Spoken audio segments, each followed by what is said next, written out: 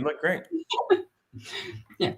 Hi, everyone. Welcome to our weekly Q&A session. And today it is my pleasure to welcome here our coach, Cristian. So, hi, Cristian. How are you today? Oh, I'm doing great, Veronika. Thank you so much for having me. How are you? Yeah, I'm good, and it's always a pleasure to have you here in the Q&As and to answer the questions. And I think we can jump right in. And the first question we got is from Annie, our Facebook follower. So, hi, I've been practicing befriending wakefulness, self-compassion, and mindfulness for months, but I'm still stuck in survival problem-solving mode. What can I do? Thank you for all your help. So, what are your thoughts, Cristian? Annie, first of all, thank you for your question. I think so many of us get caught up in implementing the concepts that Daniel teaches and then kind of expecting a result, understandably so. But if we go back, can you put that question back up again? Oh, I'm so sorry. Of No. course. I'm the only one I think that has a problem. Needs the question back up. I'm stuck in survival mode, problem solving. So, okay, thank you. So if this survival mode, I think it follows a lot of these emotions. So we're practicing befriending wakefulness, we're practicing and I think self-kindness is probably the most important. This gentleness, this patience with self. I think logically we can start understanding a lot of these concepts and teachings, but emotionally we're still kind of held back a little bit. So I've been using this example quite a bit. Veronika, I don't know if I've mentioned this with you on a call.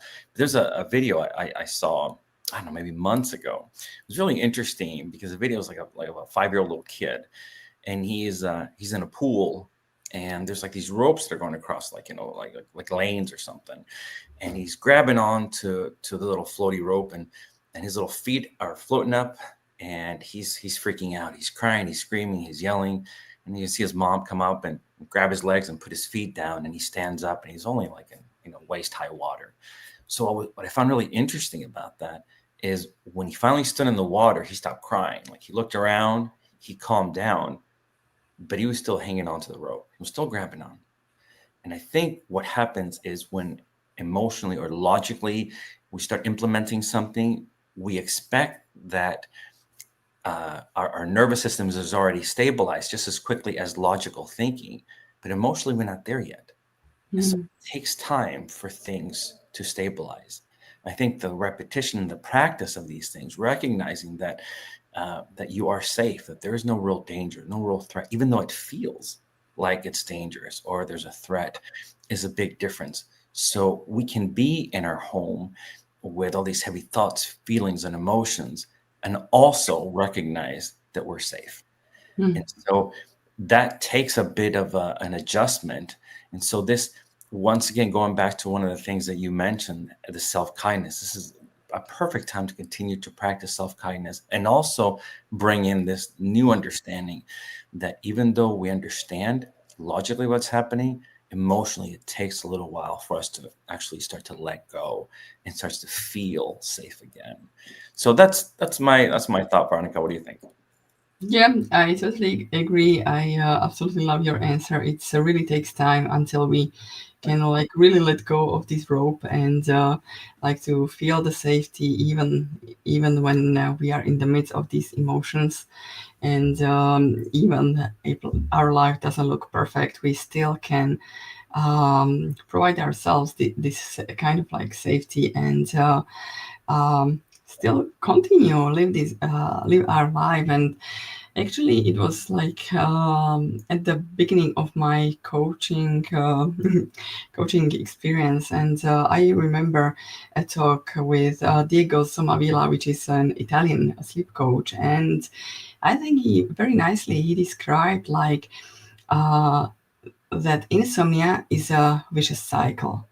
We are constantly in the fear. The more we are scared, the more we think about sleep. The less we sleep, the more we think about sleep. But if we can shift our thoughts to something nice, to something pleasant, to find maybe a new passion, a new hobby in our life, even despite all what we fear, we start to think more about something that we like and enjoy.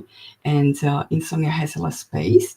We give always more to things that we like, and the more we enjoy things, the less trouble actually we have, the less struggle we have.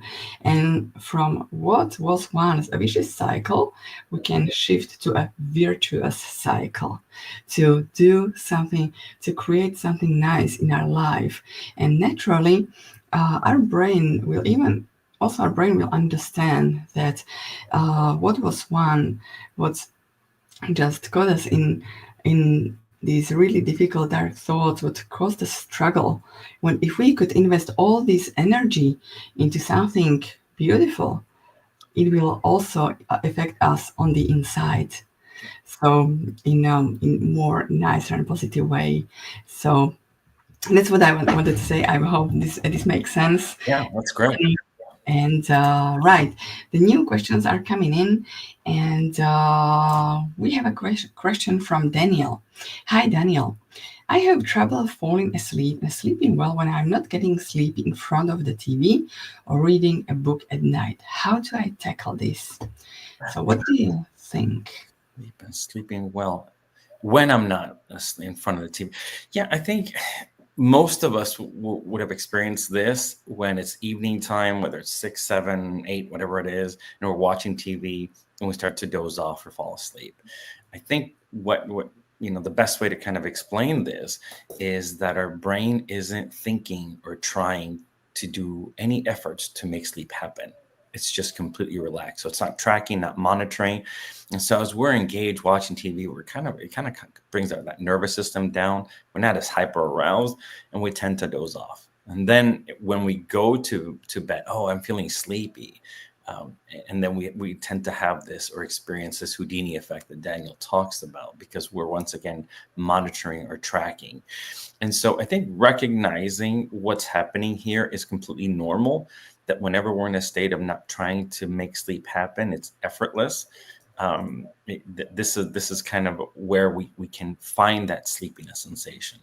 Now, of course, we can also relate or make this connection, thinking that TV is what makes us sleep. And so maybe when we go to bed, it's like, well, I'm going to watch TV while I'm in bed because this is going to make us sleep. And that tends to become more of a sleep effort. Mm-hmm. So how can you tackle this? I think recognizing that this monitoring tracking is still there. Once again, going back to recognizing that you are safe in your environment and your home, and that feeling unsafe or feeling anxious isn't necessarily real. It's more perceived, but it feels so real. So then we feel like we're engaging in this, this kind of struggle, this back and forth. Veronika, you were also mentioning earlier for the first question, and I wanted to, I think, maybe add, and I don't know if this is helpful, but I think whenever we start focusing on what the symptoms are, whatever that is, the thoughts, once again, feelings, emotions, and trying to fix that or try to avoid them or do something to kind of get away from those things, we really are kind of engaging with more efforts. When we recognize that the symptoms, feelings, the thoughts, all those things originate from fear, that's what's driving all these things, we can recognize that there's a big difference between real fear and perceived fear. And so maybe with this feeling sleepy, that's another way to monitor the night. What if we just feel like what would feel most comfortable? And for me, even to this day, I don't really wait to feel sleepy to go to bed. I just feel like whenever it feels more comfortable to lay down and rest, I just do that.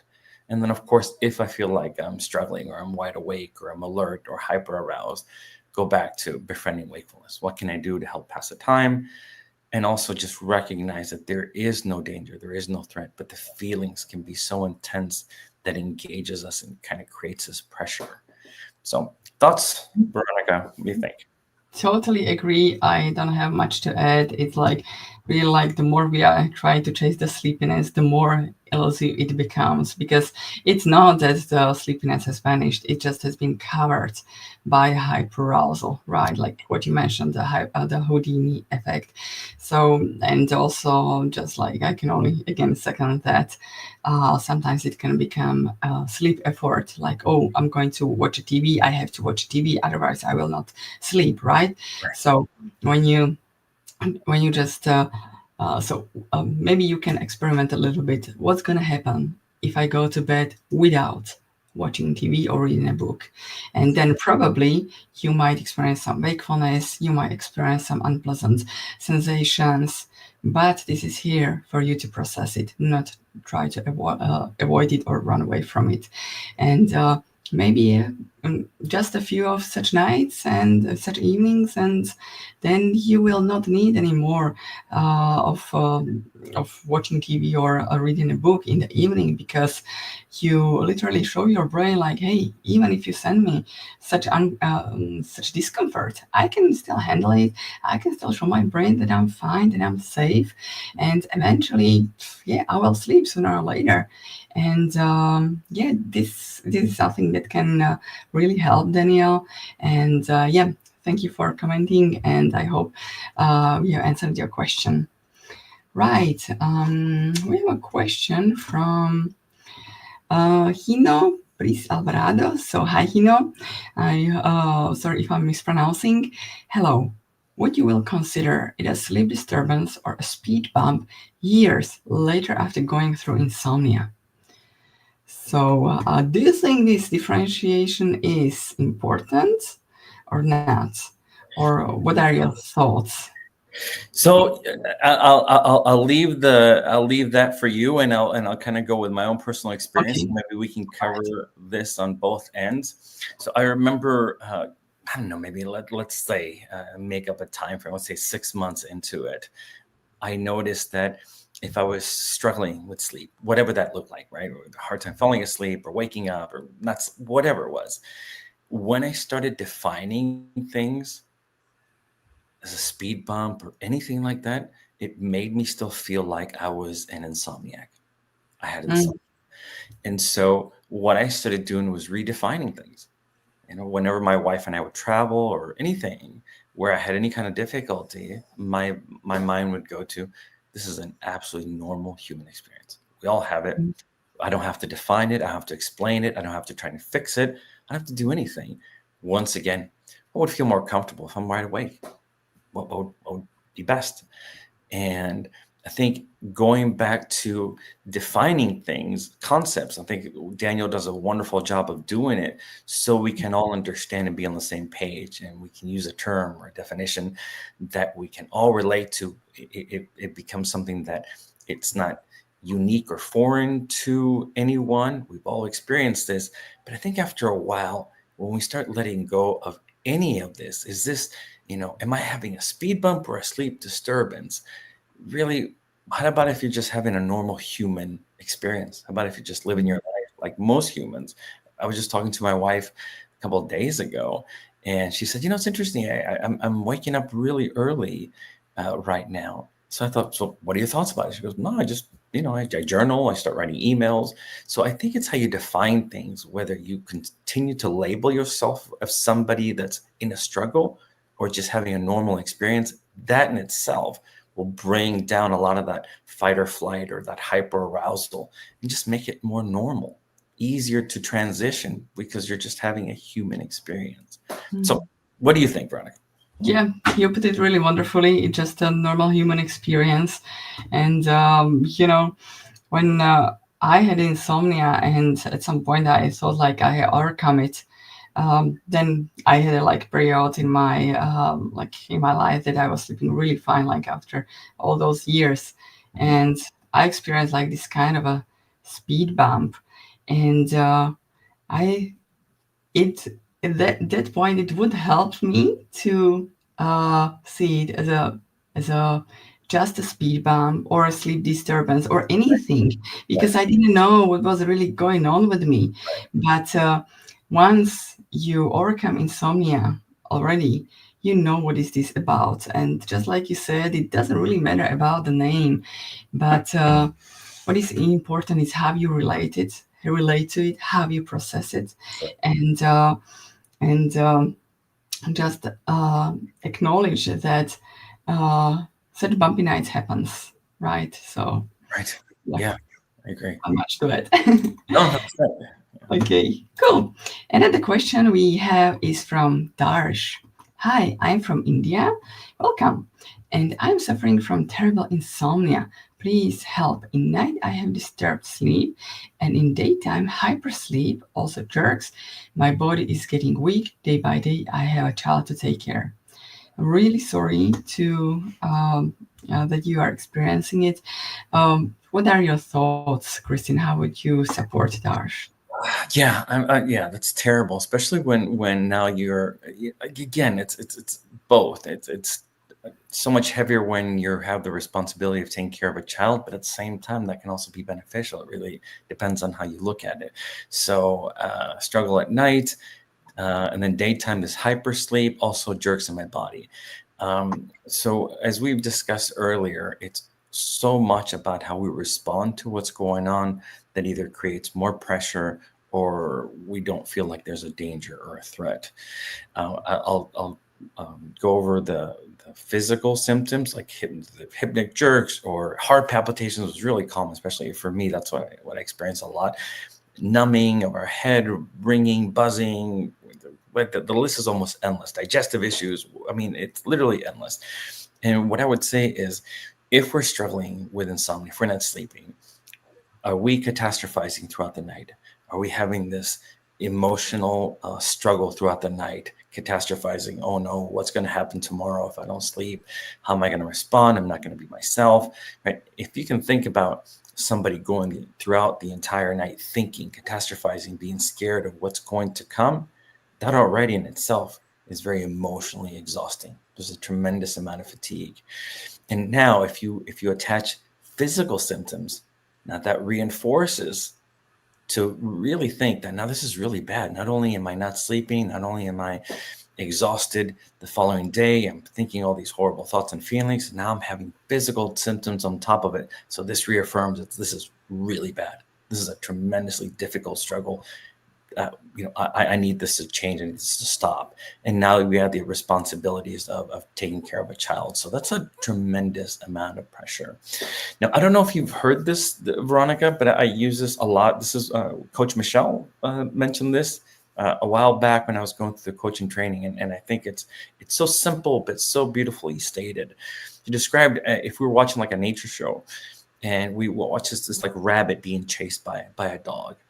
And the rabbit gets away, right? That rabbit was dealing with intense, real fight or flight, right? And so when it gets away, let's say it hides under a bush or wherever, what does it do? It starts to violently kick. Why is it kicking? Because it has all this cortisol and all this adrenaline in their system, and it needs to find a way for it to move. And so as it's doing this, the rabbit isn't going, oh no, there's something physically wrong with me. The rabbit's just hanging out, laying there. The body's doing whatever it needs to, and then that's it. And then it moves on. So it's fine. If you think about us being in this intense experience of fear and catastrophizing throughout the night, this hyperarousal, fight or flight, perceived, right? Fight or flight.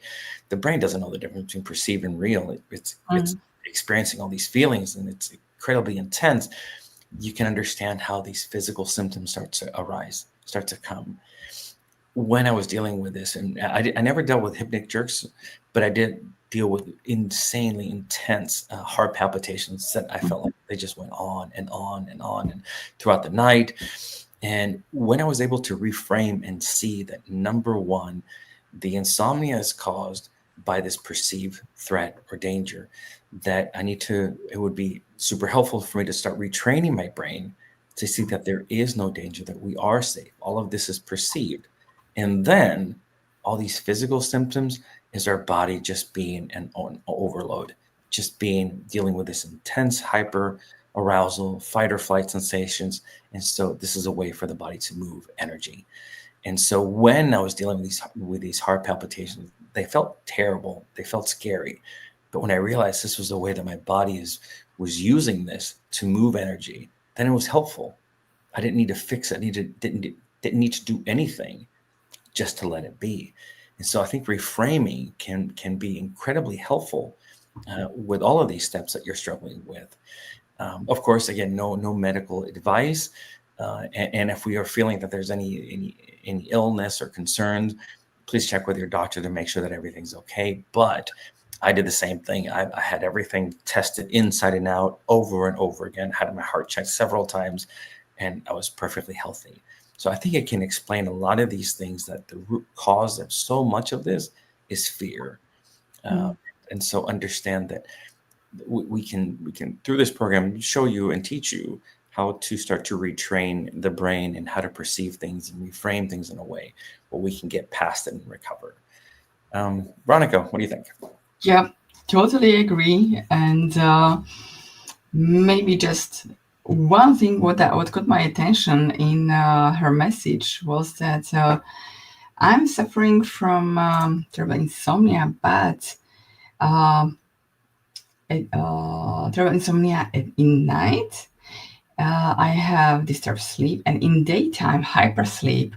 So I don't know exactly, like from 2 sentences I can't really say much, but what comes to my mind is like, how much time do you spend in bed? Because if we revisit the absolute basics of all of this, like at the beginning, I was constantly day and night, either in bed or on the couch, and I was like literally paralyzed by fear. I believed I can't do anything, and maybe I experienced some hypersleep. I had some drugs, but this is something that is really not helping us in overcoming insomnia. So one of the first things that I would kind of like support you in introducing a timeless sleep window, which is find a time at night where you spend in bed, or you don't have to inevitably like decide for like 7.5 hours which is allocated for resting, right? And I'm on purpose not saying for sleep, because this might sound too triggering, but this time is for resting. And whether it's like, let's say 10:30, you look at the time for the last time, and then you are free to do anything you want to. If you want to go to bed just to rest, just go and rest. If you feel like you just want to watch some funny show or whatever, just watch the TV. But try not to spend too much time in bed, because it's really fueling into insomnia. It's really fueling into chasing sleep, into rumination, into, oh, I feel so miserable, I can't do anything. I spent hours on couch, and this didn't help. Really, I didn't even feel rested after spending time on the couch, right? So do your best to go about your day as normal as possible, and use the timeless sleep window. Use allocated these hours at night for rest. So it's just my 2 cents to add to what you did. Yeah, that's really good. Yeah, that's wonderful. And right, we have a question from Carmen. I've had to really step back a bit work-wise because of insomnia, and it helped for sure. But I struggle with finding my self-worth in my level of productivity, balancing self-compassion and self-esteem. So this is a really interesting question, Carmen. And I also had to step back from work for a period of time, because, well, like at some point I was literally nodding off at the steering wheel of a car, and I felt it was too dangerous to even drive like 10 or 15 minutes to work. So it was safer for me, like, just to, okay, I take a few weeks off of work and just tackle this thing. And I totally understand that you might not feel so productive, you might not feel so on top of things, and you are really trying to find your self-worth and self-compassion. And one thing I have realized is that people who are struggling with insomnia, are extremely self-critical of themselves. Like they believe that I can adjust something a little bit here and something a little bit there, and I will sleep. But no, sleep doesn't work in this way.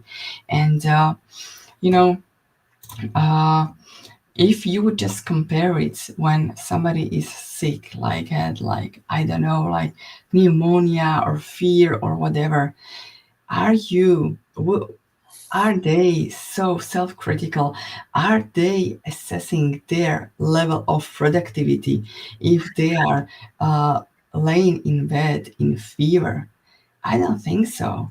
They are just uh, supporting themselves in the best way they can. And this is all you need to, quote unquote, do right now. Support yourself in the best way because you are going through such a challenging times, Carmen. But it's temporary. It's not there forever, but it's really challenging, and you need to acknowledge it, Carmen. I really want you to. You are a wonderful human being, regardless of insomnia. And I like what Coach Richard said when he was going through his insomnia. He would sometimes go outside in the middle of the night and looked at the sky and just made a little circle and would say like, hey, this little circle is my insomnia and the rest of the sky is my whole life. So why this little circle would influence my whole self-worth, like who I am. Down, deep down, you are still there, Carmen. There is still a you who was there before insomnia. Now you are upgrading to your new self, new better version of yourself because this insomnia is going to teach you so many things. But right now, just give yourself some grace, give yourself some uh, a break. Just allow yourself to feel tired. Allow yourself to be low productive. And since you mentioned like Coach Michelle, she also had a like really nice analogy. Like nature goes through seasons. Like you have a spring, summer, autumn, and winter. Also, we humans can go through seasons and allow yourself, Carmen, have a low season, have winter where all the energy goes down to the roots. But when the spring comes up, then again you will bloom. So take your time, Carmen. It will it Yeah. will come up again. So that's what I wanted to share. Anything to comment on, Christian? Yeah, Carmen. Yeah, Veronica. Thank you so much. That was wonderful. And Carmen, my goodness, I just the rush of thoughts, feelings, and emotions that were running through me as well. I wish we could just kind of go back and forth a little bit. But I would say, I don't know if you have kids, but let's use that as an example. So let's say there's a 5-year-old that is learning to ride a bike, and Mm, they're struggling, and they keep falling and falling. Can you imagine how insane it would be to say something like, well, you're terrible at this. How can you not get it together? You should be embarrassed by yourself. Whatever, any harshness or criticism on self when they're doing the very best they can. If you can imagine that same situation, it's a parent saying, oh my goodness, look how brave you are. You're doing so great. Even if you stumble, you fall, look how brave you are for getting back up and trying. That says so much about you. I'm so impressed by you. And so we can give either encouragement. There's two kind of broad extremes, right? Love and encouragement, or criticism, one or the other. And we can immediately, just in that example, feel a huge difference. And so what I would say, Carmen, is I've defined insomnia as something traumatic, incredibly traumatic that's happened to me. It was so far, I'm 52, the most difficult thing I'd ever gone through. It was the hardest, year plus of my life. And it was so incredibly difficult. So if you think about anything traumatic that happens, we often use a car accident as an example. A car accident happens once, and let's say you're not even injured. Nobody's injured, but the cars are totaled, something very scary happened. How long for us to recover from this? How long for us to move past it? How long? It depends, right? But it takes time. And you think about insomnia, how triggering it is, because it is so unpredictable. There's no control, and it keeps happening over and over and over again. And so now, can you imagine something difficult happening and then blaming ourselves over and over again, and then judging and criticizing ourselves to somehow compare ourselves with somebody that is 100% doing just fine and somebody that's really struggling and doing the very best they can? Of course, their productivity is not going to be the same. And so this, again, resonates with me as well. As I was going through this, my wife and I own a little shop, and we do a lot of online orders. One of the first things I would do in the morning was go in and start boxing up all the orders. And I remember what my self-talk was like, and it was brutal, absolutely brutal. I would say, why are you so slow? Why is it taking you forever to get this done? Why can't you be productive? Why are you weighing your family down? Right? It was this really heavy talk. And how did it make me feel? I feel defeated. I feel broken. And it certainly didn't help my productivity. When I realized that if I, again, implemented this gentleness, this kindness, and say, something, you're going through something very traumatic, I'm proud of you, or I'm grateful that you're here doing the best you can. And this is going to pass. It's okay. That gentleness, that kindness, that support, how did that feel? It made me feel like I was doing the best I could, and it encouraged me to continue. And the idea of judging and criticizing anybody with their level of productivity, of course, is going to feel defeating, especially when we're struggling. So again, going back to this level of kindness and support and gentleness while you're going through this is not only helpful for now, but it's part of what will help you get out of it. Because when somebody is down, defeated, broken, they don't need to be beaten anymore. They need to be loved. They need to be supported. They need to be lifted up. And that support doesn't say that they're weak. That support says that all of us, when we're struggling, need a level of support, especially coming from ourselves. So those are my two thoughts. Yeah, wonderful. You said it really nicely. Okay. Yeah, it was really nice. I'm still impressed by how you put it. Like we are already beaten, so why should we beaten ourselves more? We need the support and love and the compassion. That's a really important message, and that is not enough out there. Yeah. Okay. Logically, it makes sense, right? We would never do it to somebody else. We never, Yes. right? If you and I are watching a movie or watching somebody and somebody's beating this other person down, like, this is insanity. But Yeah. why is it okay for us to do this to ourselves? How is it logically? And we all do this. So Carmen, I want you to feel bad about yourself, because I don't want to say 100%, but I'll say almost everybody that I've spoken to, including myself, we all did this. So we all did it. So welcome to this, to how you get here. But we're kind of showing you some love and support of how to get out of it. That's all. Yeah. So sorry, Veronika, I mean to interrupt. Yeah, absolutely. So, right. So, okay, let's answer one last question. And this is from Catherine, a bit longer. And Catherine is asking, I need your advice on what I should do. I've been sleeping better now on weekends when I don't have work. But these past few days, like today, I do get sleepy at around 3:30 p.m. during my sleep window. But getting sleepy just passes. By the time I'll get sleepy around 6 p.m. until 10 p.m. when my sleep window passes, do I just play it by ear and start sleeping at 6:30 p.m.? Or do you have any suggestion? I am a night shift worker. Okay. I work from 10 p.m. until 6 a.m. Hence my sleep window of 2:30 to 10 p.m. my time. Did you get the question, Cristian, or do you want me to? Yeah. No. I think I got it, but I might need to scream for help here. So Catherine, again, I would say the sleep window, I guess this is not CBTI, right? This is just Right. the time in which we just would feel comfortable going to sleep. Listen, I work graveyard. When I was, I don't know, I was like 20, I was early 20s or something. I worked graveyard for a while, and my sleep was a total mess. There were times that I just wasn't sleeping at all. So things are just going to be a little bit chaotic. This goes back to, once again, the teachings. What would feel best? What would feel comfortable? We start feeling sleepy at a certain time. Then all of a sudden, when it's time for us to go to sleep, right? It's time for us to go to sleep. All of a sudden, we're wide awake because we're monitoring, we're tracking, we're hyper aroused. this is when I need to get some sleep. I'm trying to control, I'm trying to make sleep happen. And I don't, again, this pressure, recognizing that we have this window to fall asleep in can put a lot of pressure. And you're also messing with your schedule. Like, as soon as I heard graveyard shift, I was like, oh my gosh, like I'm 52, right? I think I did this when I was like in my early 20s. And I still reflect on it. I go, man, that was really rough. It's definitely an adjustment. So what can we do? Again, befriending wakefulness is wonderful. Noticing the difference between perceived threat and real threats. There isn't any danger, there's any threat. And how we go about while we're awake, thinking, catastrophizing can make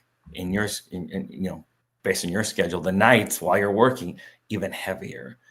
So allow yourself to realize that nobody can control sleep. And whenever we start creating a different schedule, I've talked to police officers that have had graveyard shifts forever, and then they retire, and it takes them a little while for things to start adjusting. Military is super common as well. So I think your schedule definitely is going to have an impact, but it's more important about your response. So, absolutely, totally agree. There is one last question which is directed to you, Cristian. So if you don't mind answering this last one. And we have this question from Wade. Hey, Cristian, how do you deal with the constant fatigue? When I work from bed, I feel kind of all right. But when I have to stay still or not in bed, I start feeling weird. Should I work from bed even? So again, I wish we could have a little bit more of a back and forth, because I don't know if we're like laying in bed all night and then all day, and then maybe we're feeling we're always, again, certain people with insomnia can look at the bed and be triggered by it, and other people can be like, when I get out of bed, I'm triggered by it. And so how do we deal with constant fatigue? When I was going through this, and I realized that this was all a perceived threat, that the fear is what actually creates the symptoms. Then I realized that focusing on the symptoms wasn't ever going to get me out of this. Focusing on confronting the fear is how the fear starts to subside. And of course, the symptoms tend to go away. And so I would think about, what is the intent? What is the intent of doing anything? If the intent is I'm going to stay in bed because I'm protecting myself, it's reinforcing that there's a danger, there's a fear out there. And then that can become triggering. So what can we do? So I don't recommend this. This is just what I did, is I realized that if this was fear and it was perceived, then I already had a busy schedule. My wife and I already have a family that we tend to, and also running a business. But what if I added more things to my schedule? The idea was to try and prove to my brain that I was completely capable of doing things with the fatigue, with the symptoms, with all of it. And so this one always makes me laugh. But early in the mornings, I would take guitar lessons. And then in the evenings, I would take kickboxing. And it was like the worst time right after work. So I'm already tired. And the idea of suiting up and going and doing this, again, I was 50 years old. It's like nonsense. All right, I wasn't training. I wasn't trying to fight anybody. But I also decided to, instead of doing a class and kind of being the guy hiding in the corner, I was like, I'm going to take private lessons. And it was intense. It was really, really intense. And what I realized, with all of this fatigue, I could still accomplish things all day long, every day. As a matter of fact, those days seemed more mentally helpful or supportive, more fulfilling than Sundays. I hated Sundays because there wasn't anything to do, right? The shops are closed, not doing anything. So there's like all this space, all this free time. And everybody enjoys, like, oh, Sunday, it's great. I don't have to do anything. It's like, no. Sundays are horrible because I don't have anything I have to do, I need to do. And so the idea isn't to redline your system, but you maybe approach it with some curiosity. I wonder what it would feel like for me to go out and do something. And think about things that you might enjoy, right? I talk about my dogs all the time. So it's like going to the park, doing things that I would love to do with the fatigue, with the tired sensations, with those emotions. And at least what I notice sometimes, and I'd be kind of caught up or consumed in the moment, enjoying things or interacting with my family. The more we tend to retreat, the more it reinforces to the brain that we're doing something to protect ourselves because we're in danger. This is bad. We're doing something wrong. And so we tend to, like, it tends to kind of, the walls seem to kind of get tighter. Things get more difficult as opposed to kind of opening things up. And so, no, I don't know how old you are. I don't think you should take guitar lessons in the morning and do kickboxing at night. That's a bunch of nonsense. I quit all that stuff later anyways. I'm terrible at guitar and I'm terrible at kickboxing. But the point wasn't to be good at any of those things. The point was to just kind of question things and say, can I do these things while I'm being tired, while I'm fatigued? And you can. And so I think when we start leaning into and kind of testing things out, as opposed to going by how we feel, you listen to a lot of people and they use the word feel. Oh, I feel this, I feel that. Well, is it real or are we just feeling it? I felt really scared. Well, was there a real danger? No, I don't know, but I just felt it. And so if we keep responding to how we feel, we often tend to kind of, things get smaller and tighter. You think about illness. If we're sick or if we're injured, what do? We retreat to our home. I'm going to go home, and when I feel better, I'm going to get out there. And so that's our natural response to anything, right? We break a leg. I'm going to stay home. I'm going to take it easy until I start feeling better. Then I'll go out there. And unfortunately, when insomnia hits, we're like, I have a great idea. I'm going to stay home and I'm going to retreat. And all of a sudden, it seems like all we're doing is thinking about insomnia. All we're doing is thinking about our sleep, trying to fix it, trying to resolve it. So the problem seems like it's getting bigger and bigger and heavier and heavier. And then this fatigue kind of also reinforces that there's a danger or threat. It's like, I just need to rest more. And the more I rest, the better I'm going to feel. When in reality, it seems like it just keeps getting heavier. This is, again, my experience, not everyone's experience. So what I would do is maybe think about things that you can do and see what it would feel like, right? It's kind of maybe a little bit of exposure and just see what the response is like. But I think the more we start leaning into things that are scary and the more we start to challenge these things, and fatigue, yes, how does it feel? Uncomfortable, miserable. But I would rather live my life and be tired than be sheltered and protect. And trust me on this, I did it. If I could write a book about all the nonsense you shouldn't do through insomnia, I'd literally have a bestseller, but I don't think anybody would want to read it. But the point with all of this is, how can we just kind of challenge ourselves, question ourselves, and just see how it feels. So sorry, I kind of rambled on a little bit, Veronika. Yeah, thank you so much for sharing. And with this wonderful answer, I want to wrap up this session. We have a few thank you notes from Daniel, from Pino, and I've seen one more here from Carmen. And yes, so yeah, thank you so much, everybody, for being here. Thank you so much for all your questions. Thank you so much for Cristian, that he showed up and shared his wisdom. And if anybody is interested in this back and forth to ask for questions and the wisdoms, I will put the link directly to one-on-ones with Coach Cristian. So feel free to reach out, and I'll be back the next week with somebody else. And thank you, everybody, and have a great time. Bye-bye. Take care. Yeah, bye.